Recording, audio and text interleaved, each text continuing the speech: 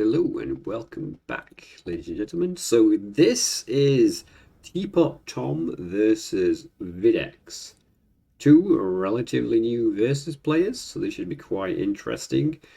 Tomb Kings have quite a formidable force under Viddex against the forces of Nurgle's very own Estus. So he's got a couple of heroes on Manticores, he's got a Hell Cannon, Dragon Ogre Shaggoth, Marauders. It's a pretty solid loadout actually from the look of it.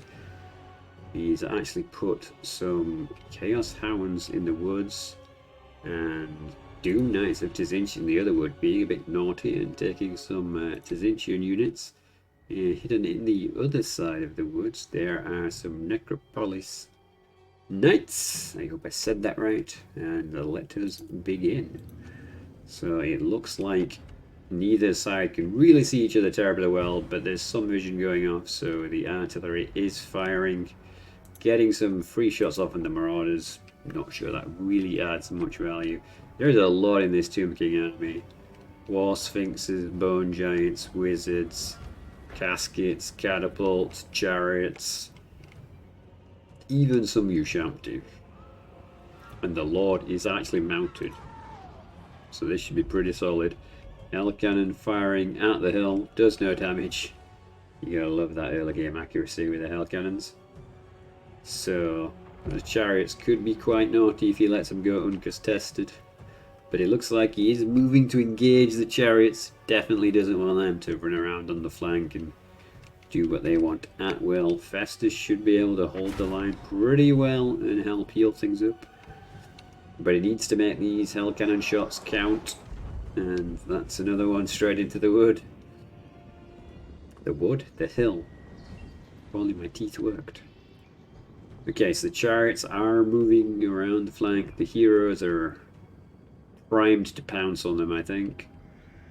And we're going to see, like, engaging like this is probably not going to be the best idea. He's probably going to be throwing away his Chariots. And while that happens, the actual flying Doom Knights of Tzinch, the unit I always give people slack for, are actually being super stealthy by not being hidden at all and just flying completely around towards the artillery. The Tomb Kings don't have any flying units to control the air though, so there's not really anything he could do. Plus some Warhounds have come out of the woods. Heroes are chasing the Chariots off. The Lord's not very happy about that. He's moving into position a little bit. And some artillery fire is trying to hit the heroes, but that's not really going to do terribly well. It looks like the fast units are going to shut down the artillery. The Wolves and the Tzinchian Doom Knights have both made it. That's not going to be good. Okay, he has actually taken a reasonable amount of health off the Exalted Heroes, probably more than I thought he would for what he's actually lost. His Lord, however, is on his own, and that's probably not the best idea. He's using the hill to his advantage to avoid being shot by the Hell Cannon rather successfully, but yeah, the Chariots had to come all the way home to try and save the artillery. And while you'll easily break the dogs, the flying Doom Knights of Tzinch are not easily broken. Plus, they have shields, so, you know, my life for ire and all that. But while he pulls back, there is a bit of a counter flank going on with the Dragon Ogres and the Dragon Ogre Shaggoth coming up on the flank. The Lord needs to get back up or get out of there because he's about to get swamped. And if he does get swamped, these guys have got anti-large, and I think he's just realised the danger, so he's pulling back. Still not much happening over on the other side, but the Doom Knights have escaped. Bringing all these large units in has drawn attention away from the fact that he's skulking around back there, but he has revealed the Knights hiding in the wood. I don't think he's going to charge him. He's probably just going to sit over there because he's safe. There's got no flies that can actually threaten them, so why not just let his shields come back up and then come back in. Meanwhile, the artillery has taken the high ground and is now shelling even more Marauders. Still not the best value. Is this just Marauders? Marauders. Alberdiers in the back, some aspiring champions. Yeah, okay. Yeah, if he wastes all his artillery on this front line, he's going to get wrecked. It's this second and third line that he really needs to worry about. Tom's really looking like he knows what he's doing in this matchup. And the advance has probably caught him off guard, and he's got his lord surrounded, and I don't think he's going to get out of there. All of them pretty much have anti-large. Oh, he managed to escape, but for how long? He's going to get chased by these heroes until he goes down for sure. He's trying desperately to cast magic to get his life back up. The archers are trying to focus fire to give him some breathing room. Which, yeah, he really needs to do something. He should probably get those chariots in there to act as more cover. But at least getting the way for things charging in. And the Tzeentchian Knights on the back are looking for a way in again. They're sneaking around, trying to find something they can pick off. To be fair, for a unit sneaking around, these guys are really, really beefy. Like, they can probably take a favourable rear charge on a unit. Tom pulls back his heroes and his large units because he doesn't want to get shot too much.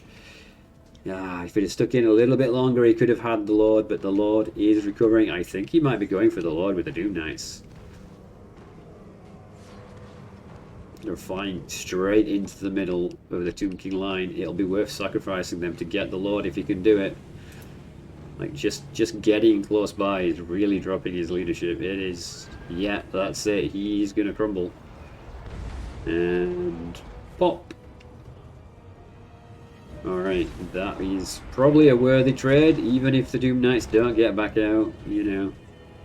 That's a Castagon and a very good melee combatant. If you'd have left him alive, he could have potentially got back a good chunk of his life. The Hell Cannon is still just trying to poke holes in the hill.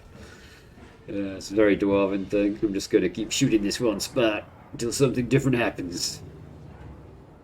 I believe that's called the definition of madness. These Doom Knights are absolutely wrecking. They're in here on their own, but they just don't care. They've done what they needed to do.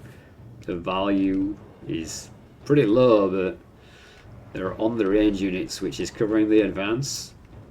And now everything's surging over the hill. Marauders, followed by Chosen, followed by Halberdiers. Dragon Ogres coming back up the flank again. This is looking like a bit of a massacre. If he'd have brought these guys a bit wider, it would have been even more of a massacre. But at this point, does he even really need to? He's just going to run straight in. They've got Tomb Guards, so they'll not die straight away, but once those Chosen get in, it's probably all going to be over. Festus is waddling away at the back. Not sure what he's really doing, but honestly, he's not really needed at this point. Looks like the artillery just crumbled. And some of the other units are starting to follow suit. As soon as this front line gets too encumbered, it's all just going to be over. All in all, some pretty solid tactics on both sides, I feel. Tom just had the better army and used it better. Yeah, leaving Doom Knights alone in the sky to just harass you is probably a terrible idea. Yeah, there's Dragon Ogres of Terror Bombed? What? What caused terror? There's only Tomb Guard there. That's surprising. I guess there is a Khemrian War Sphinx in the vicinity, but still. Oh yeah, he's piling all the Dragon Ogres into the War Sphinx. Of course they have anti-large and it only has anti-infantry, so they are the counter to the War Sphinx. But I wouldn't have thought that they would have broken the Dragon Ogres. But it looks like this is all but over as the remaining warriors pile in from over the hill. Oh, he's desperately trying to get this hero. These Tzeentch warriors seem to be obscuring some of the fire, and they're now coming in. Bringing everyone in now for that last fight. The Knights have ploughed into the flank, probably left things a little too late and probably wanted to go all the way around and into the back. But the Knights can do some solid damage, but yeah, if he'd have not lost his Lord, this might not be quite over, but it's definitely looking that way at the minute. Because everything starts to crumble now. Yeah, the leadership's tanking. He's outnumbered by enemies. Everything's slowly going to drip away now. Like the Khemri War Sphinx and the Bone Giants are going to provide some auxiliary leadership, but like, you really needed to be more active with the chariots and the knights. And it's not even the end, because he's still got these stragglers over here. Okay, I think we can speed this up, because I think we can see which way this battle is going. There's not a whole lot, really. Like, the chariots are coming in again for another rear attack. It does get a good hit on. It's broken that entire flank, but all of the Tomb King units are crumbling, so he needs to micro out. He's charged in, needs to get back out and in again. If he'd have done that a couple of times, maybe he could have taken that hero out, and that might have done it, but it looks like his chariots are just too bogged down now fighting the hero. Yeah, most of the Chaos Warriors rally, whereas Tomb Kings don't rally, they just turn to ash. And that is going to be it. That was very well fought, I think. Both sides are pretty interesting armies. Thank you very much for watching if you're still here. I hope you'll watch the next one and the rest of the series. We will be doing a tournament at the end of the month. If you have thoughts, comments, feedback, suggestions, please let me know down below. I wish you good fortune in all your wars to come, and I'll see you in the next one.